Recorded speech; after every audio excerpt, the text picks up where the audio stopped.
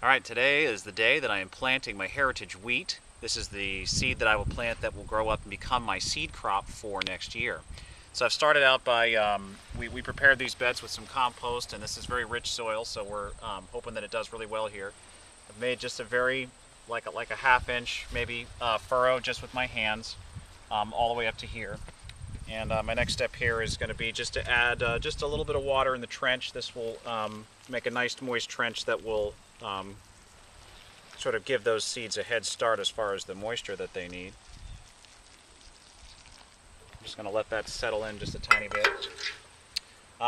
This is the plot that's going to be growing the emmer, which looks like this. And on each side of those pods there are two seeds. They're really difficult to get out of the hulls, but we've been doing that. We've been managing it. So I've got a couple here. And what we're doing here is these rows are, these plants, each of these plants are going to be 12 inches apart. So I've got my measuring device set up here. It's the tape measure. We're going to start 6 inches from the board here. So we're just going to put that on there. There's my seed. Press it down into the moisture there. 6 inches. Then 12 inches would be 18. Put one there. You know, and so on. 30's next. And anyway, I'll stop after this. 42. Okay. So I'm going to continue to do that.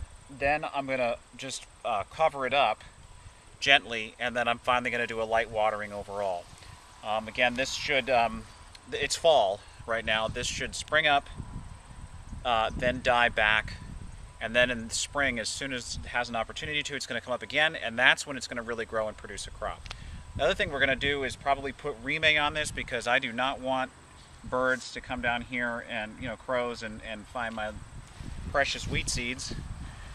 So we're going to put some remay on it as well. So hopefully we'll start to see some shoots here in a little bit, and then next spring the crop.